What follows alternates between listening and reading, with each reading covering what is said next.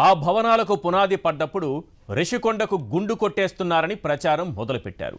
ఆ తరువాత అక్కడ అద్భుతమైన భవన నిర్మాణాలు జరిగినప్పుడు జగన్ ప్యాలెస్ అంటూ తప్పుడు వార్తలు రాయడం మొదలుపెట్టారు. ఇప్పుడు కూటమి అధికారంలోకి వచ్చింది. ఇప్పుడేమో రాజకోట రహస్యం, జగన్ మాయామహల్ అంటూ పైత్యపు రాతలు రాస్తున్నారు. నిజంగా అది జగన్ సొంత ఆస్తే అయితే ఇలా చేతిలో గంట పట్టుకుని ప్యాలెస్లోకి అడుగు పెట్టేవారా? అది ప్రభుత్వ ఆస్తి కాబట్టే దర్జాగా అడుగు పెట్టారు. ప్రైవేట్ ఆస్తిలో అడుగు పెడితే కాళ్ళు ఇరుగుతాయని మీకు తెలుసుగా. అలా ఇరగలేదంటే ఖచ్చితంగా అది ప్రభుత్వ ఆస్తే. పోని జగన్ కట్టుకున్న ప్యాలెస్ అంటున్నారుగా, అయితే ఆ ప్యాలెస్ పత్రాలు పట్టుకెళ్ళి నేరుగా ఆయన చేతిలోనే పెట్టండి. అలా కుదరదు అంటే ఖచ్చితంగా అది ప్రభుత్వ ఆస్తే. అహం కుళ్ళు, మళ్ళీ చెబుతున్నా, అహం కుళ్ళు. ఒళ్ళంతా పేరుకుపోయిన బ్యాచ్కు ఆ బిల్డింగ్ను చూసి దిమ్మ తిరిగి మైండ్ బ్లాంక్ అయింది.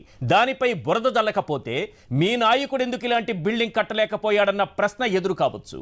మీరు చెప్పిన 500 కోట్లతో జగన్ అలాంటి రాజమహల్ కట్టగలిగితే 1000 కోట్లతో అమరావతిలో అలాంటి బిల్డింగ్లు ఎందుకు కట్టలేకపోయారు? చిన్నపాటి వర్షానికి చెరువులా మారే బిల్డింగ్లు కట్టిన మీరా ఋషికొండలో ప్రభుత్వ భవనాలను ప్రశ్నించేది?